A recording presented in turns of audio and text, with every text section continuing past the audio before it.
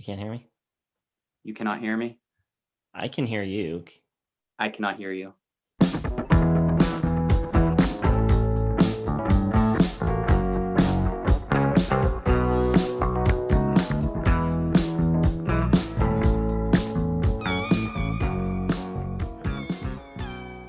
What's up, everybody?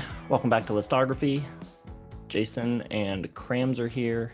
Joe taking another week off. And by the time you see this, it will have been a little while since his last week off, but we were recording this right after Queen, and he just had a week off with Built to Spill a week ago, so kind of slacking off a bit lately. TV on the radio this week, ranking their studio albums. They've only got 5. It's the smallest discography we will do here. I like TV on the radio a lot, and I know all of these albums. Going into this, I've heard them all before. So yeah, how about you?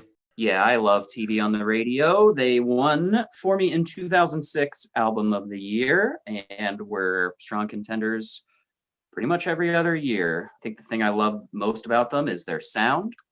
Yeah, Joe has this week off. I don't know how well he knows TV on the radio. I don't think that well, but I think he would like them more than he suspects, even though they're indie, because they're such a fusion of a lot of things that he likes.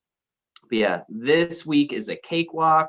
We're not with Joe taking the week off, but this is kind of as easy as it gets. 5 albums that we know and like, and to me, easy to talk about because they're so unique of an artist. So I do think these rankings are going to be very different from one another, my friend. Do you want to kick it off? Yeah, I don't know how different they'll be. Maybe a little different. My bottom is from 2011, 9 Types of Light, their 4th full-length album. I think it's a little more straightforward than anything they had done to that point. A little groovier, a little more R&B influence. You know, I liked it on Dear Science, the previous record, how things started to get a little more straightforward, a little more groove-oriented rather than this kind of like chaotic rhythms that would inhabit their early records. But on Dear Science, I feel like they did that while retaining all the cool things about them. Here, I think they start to lose some of their unique characteristics. It's a little bit plain, a little bit more generic. I still think it's a pretty good record. I like it. I think it's pretty easy to listen to. And even though it's my bottom ranked one, it might oddly be the one that I recommend to people who have never listened to TV on the radio to start with, just because it kind of breaks you in slowly. I think some of the early records, if you've never listened to them before, can be a little tricky to wrap your head around. Killer Crane, I think, is kind of a boring track, long and never really goes anywhere. Bit of a snooze. Forgotten's a little bit forgettable. But I think Will Do was a good opening single from this record. Repetition's really cool. It's got some cool moments. For me, just good. 3.5 stars. It's as low as I go for TV on the radio.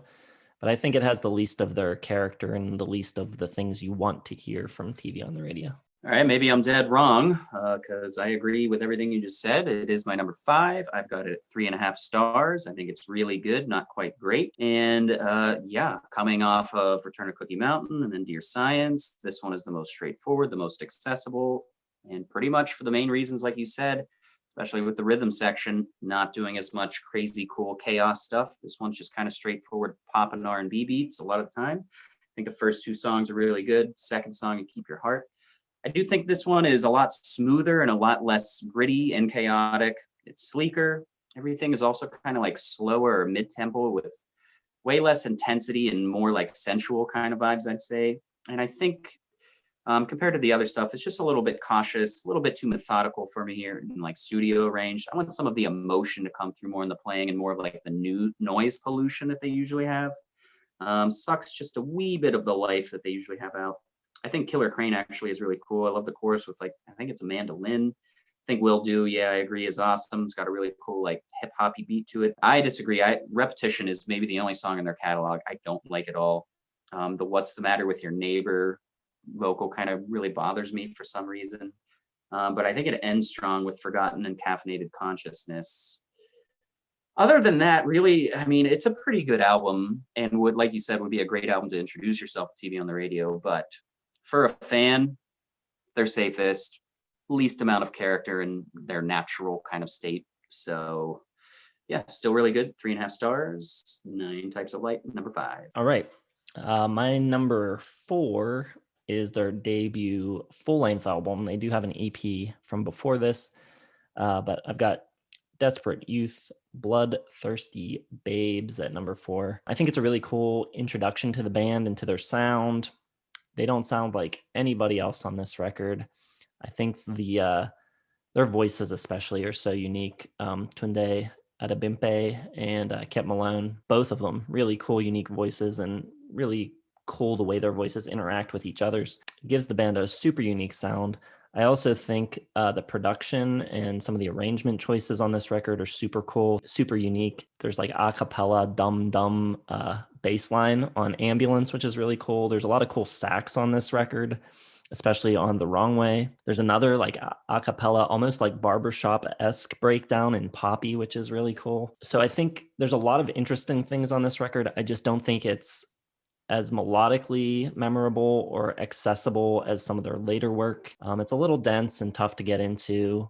While you're listening to it, it's super interesting. There's a lot of cool stuff pulling your ears in different directions, but it doesn't really stick with me as much as some of their other stuff.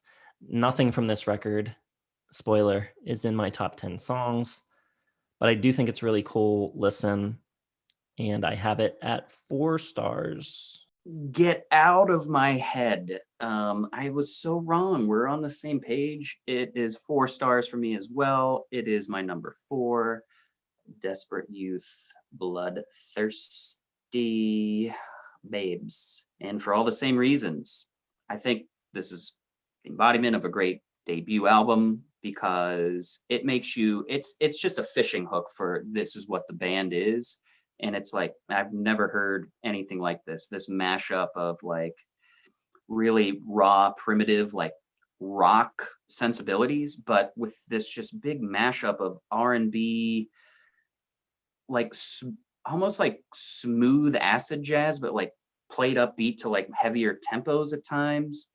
And then this is like some of the vocal work on here, like you said, like on Poppy and Ambulance, is just like so cool and different. And it's just really awesome. The only thing about this that doesn't make it one of their greater albums is the songwriting just isn't as good. The songwriting is better on every other album to me. But like you just get all of the elements that make TV on the radio great right here, right off the bat. I also don't have any of the songs in my top 10 from this album, but none of the songs are bad, and it's just such a cool like flyer for what the band is. It's like, have you heard this band TV on the radio? They don't sound like anything else going on right now. It's really unique, really artistic, really cool. Staring at the Sun is still a really good song. I love the bassy hum on it. It's kind of like a very dark, sexy, icy record, but also very vibrant, and there's some drama on it, especially on a song like Dreams. Yeah, it's cruder in its like production value and some of its style, but the ideas behind the production and some of the arrangements are just like brilliant for what it is. Yeah, I think it's really cool. I think percussion on it is notable, and then will even grow from there, which is really cool. By the way, an underlying theme for me here is we've done so many videos on this channel where we rank this instrument, this pretty much every piece of instrumentation here. I'm like, man, I should have mentioned this bassist before. I should have, to me, the rhythm section here just doesn't get enough credit. People should know about it. It's absolutely fantastic. Yeah, I'm sticking with 4 stars, but it probably deserves maybe even a little bit better than that, because they have an idea of what their sound is going to be, and they pretty much nail it.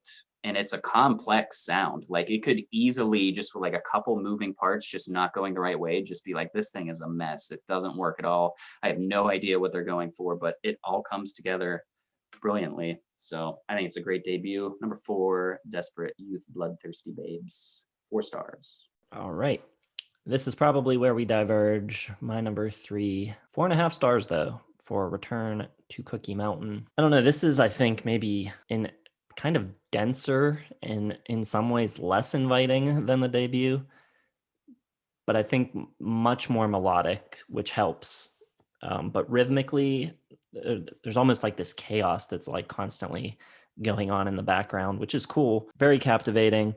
I think the production on this record is a little clearer. Like you said, on the first record, It's kind of crude. I don't think the production here is crude at all. It sounds really clear. You can pick out all the different instruments and things going on, all the different voices, which they layer a lot of vocals on this record, especially on Province, which you get that extra voice in there of David Bowie, which is very cool. Yeah, I think this record is really interesting. The first time I ever listened to it was when I worked in the music store, and there was a used copy. I threw it on and didn't get it at all. But later, after I got into their next record, I went back to it, loved it. It all made sense to me after hearing the subsequent records. A lot of good songs. Dirty World is great. Wolf Like Me, I Was a Lover. The aforementioned Province is also great. Lots of good songs that I like a lot. 4.5 stars. All right. Yeah, I'm not going to talk about that just yet. My number 3 is going to be Dear Science, and I've got it at 4 stars. Comes right after Return to Cookie Mountain. It's a little bit sunnier, definitely more like happy dance vibes, more positive, maybe a little bit tighter. Definitely doesn't have that chaos going on behind it, and it's not really as expansive as a sound. And like we were saying with Nine Types of Light, excuse me. This one is coming more traditional songwriting kind of perspective and sounds and arrangements, but really bridges that gap between Cookie Mountain and Nine Types of Light really well. Yeah, maybe like the Thinking Man's introduction should be this album, if you like at least have heard about them a little bit. But some really great songs on here. Halfway Home is really good. Yeah, it's just got like a brighter, more electric feel to it. And the beats and funk on this are great, especially like on Crying. Love how he sings there, especially in the party where he's being like the part where he's being like really whiny or crying. He's got a very specific voice, but he can also play with it really nicely, which they're a band where the more I listen to them, the more qualities are revealed to me, which is why I don't have Seeds towards the bottom of my album list, which I probably would have about 6 months ago, but it's going to be higher, obviously, than number 3. This is just a great album for like their tapestry of vision and sound and getting like a more accessible sort of songwriting stance to it. I think Dancing Shoes has some great funk and punk feel to it. It's always just such a great menagerie of influences, cool texture. You get like that television-esque pressured guitar strum, 70s poppy horns, burning sort of like synth hum underneath it.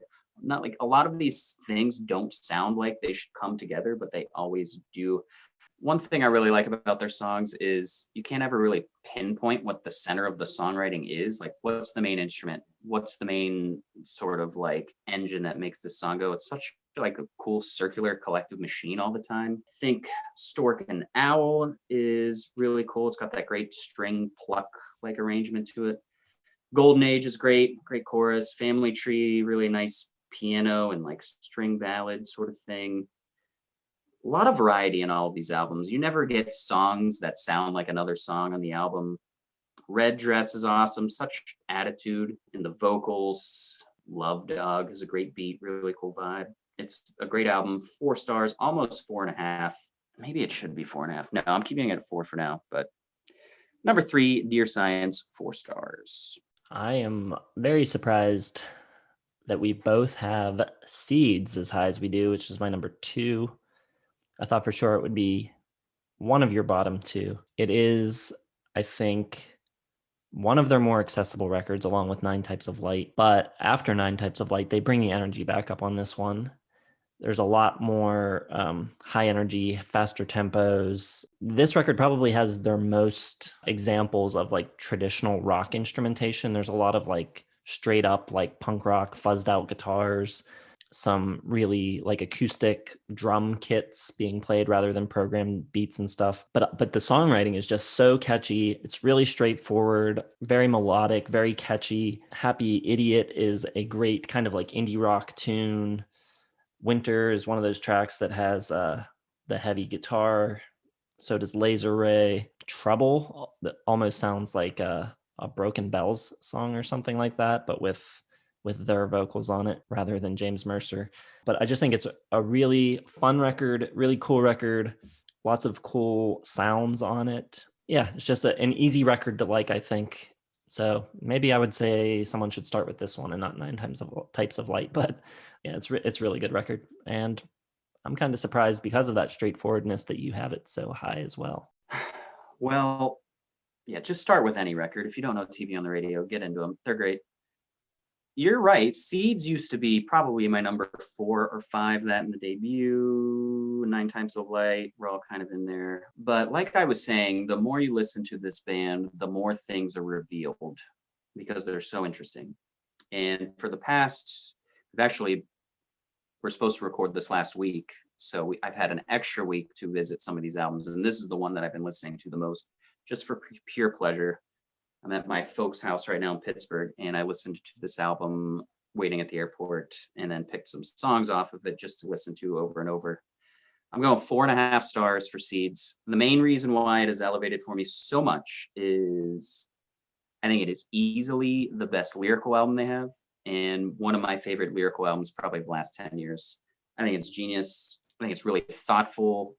They made this album after the death of Gerard Smith, their bassist, in 2011, I think right after 9 Types of Light came out. And the album is not directly, but you can tell that was a major influence on this.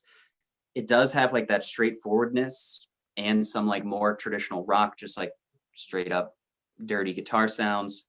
But they also have like this really cool synthetic, like dream-like pop state where it's like this big cloud of grief, especially with like the emotionality on this album.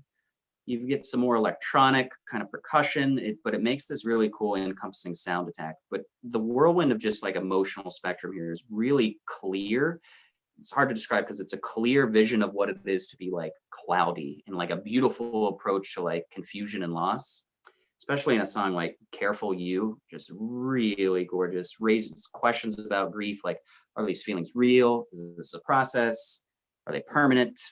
I think you're right about Happy Idiot. I think it's a great indie rock song. Like if you were just like to make like the top 100 indie rock songs that you should know if you don't know indie rock, it's got to be up there. It's great, simple, upbeat groove, perfect single too for this album. I think it's a great representation about what's going on. The only song on here I'm not really crazy about, but I think it's good is Could You. Test Pilot and Love Train are really low-key, intense, and beautiful. If I had a really small critique, it would be that it's a little straightforward, a little bit downhill with the rhythm section. I want more of the messy, chaos, cool kind of flavor to it. But they've done downhill regular songs before, even on the old albums, and they're still really good. This is just a small pick. Winter is a really nice change of pace with just that heavy guitar chords, like really raw. Trouble, I think, is a great song. Seed, to close it out, has a really cool deep synth. So yeah, this album just really just came together for me the last couple weeks. I think it's just genius. I think it's got a lot going on between the lines that a lot of people might miss. And I think it's really thoughtful, really touching, really emotional, but really accessible too. Like it's not going to overwhelm you, but when you really start to compare it or to like realize what they were building up to, what happened with the band, how they coped with it, what the lyrics are about here. It's really impressive. Number 2, 4.5 stars, Seeds. And there aren't many mistakes or regrets that I have from the Album of the Year series, but this probably would slip into my top 5 for 2014. Oh, I don't want to get rid of Sex by Lenny Kravitz, so I don't know. But this one really affected me in a good way. Very impressed by it. Yeah, I was this week questioning one of my albums of the year picks as well, because Dear Science I had slated as the de facto winner of 2008, and then going through it dropped out of my top 5, I think. So going back through this week and listening to all the TV on the radios, maybe that was a mistake. I don't know. It could probably get back in there. But Dear Science is my number 1. As I mentioned, I listened to Return to Cookie Mountain when it came out, gave it one listen, didn't understand what was going on at all, didn't get it. The opposite happened with Dear Science. I instantly loved it. The first time I heard it, hooked me right in. What they do is they take their type of songs that they had been writing on the first 2 records, and they just put dancey grooves under them. Basically, all of these songs on this record have really great feel, great grooves, instead of the kind of more chaotic rhythmic things that were happening on Cookie Mountain and their first record. And it just immediately makes it so much more listenable, so much more accessible, but it doesn't do away with anything that made the first 2 records special. It still retains all of the TV on the radio character that those records have. And I think it also ends up kind of, whether intentionally or not, pushing the lyrics to the forefront as well.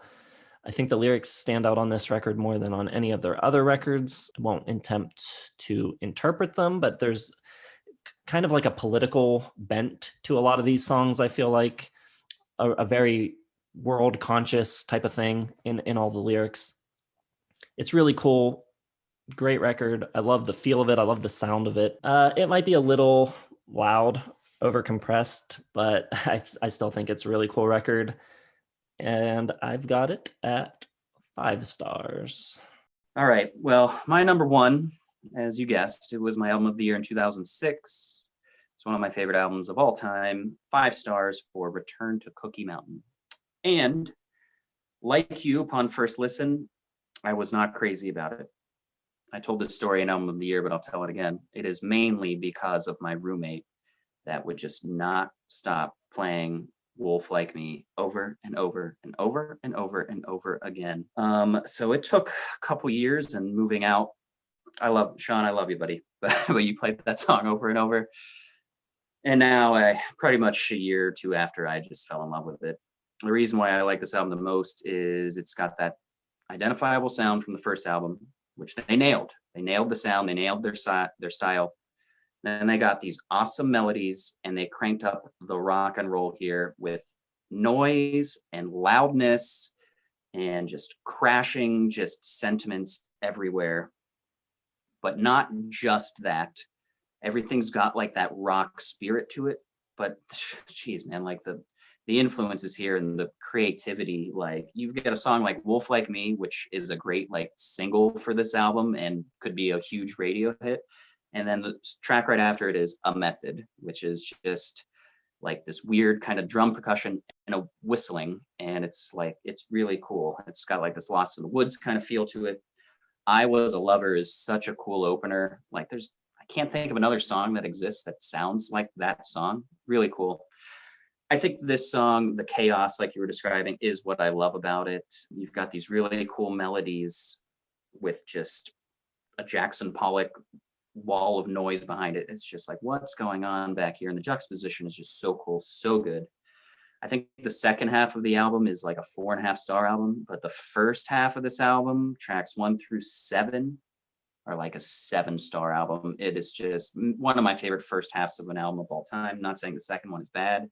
All of the songs on the second half are great, but I Was a Lover, Hours, Province, Playhouses, Wolf Like Me, A Method, Let the Devil In. Really ridiculous for me right there. I love all of these songs. Don't know what else really to say about it. 5 stars. Return to Cookie Mountain is my winner. No doubt. And it's very sad because it doesn't seem like we will ever get another TV on the Radio album. It's been almost 8 years now. I don't know. Yeah, I haven't heard a whole lot on that front. I know David Sitek's busy producing a lot of other artists, but we'll see. Hopefully someday they come back with another one. And when they do, we will be there to rank it in relation to the other ones. They're one of my favorite bands of the last 20 years. Probably in my top 100. If your lowest score is 3.5 and then everything else is 4 or above, Cookie Mountain's one of my all-time favorites. And even though like they don't have like this giant catalog that everyone else does, like, so it's like, how many albums do you really love? It's like, well, I really love a lot of them. They're just so unique to me is the number one factor. There is no one else that comes close to sounding like this. Like there's no way you could hear a TV on the radio song and be like, is this ... No, you know who it is. No doubt about it. Yeah, I agree with that completely. But let us know what you think of TV on the Radio, how you rank their records down below. Hit the like button, subscribe to the channel if you haven't subscribed yet. Hit the bell for notifications and check the description for links to all of our social media accounts. We've got Facebook, Twitter, Instagram, and you can also visit our website. Tomorrow we will be giving you our top 10 favorite TV on the Radio songs each. So look out for that video. We will see you then. Thanks for watching.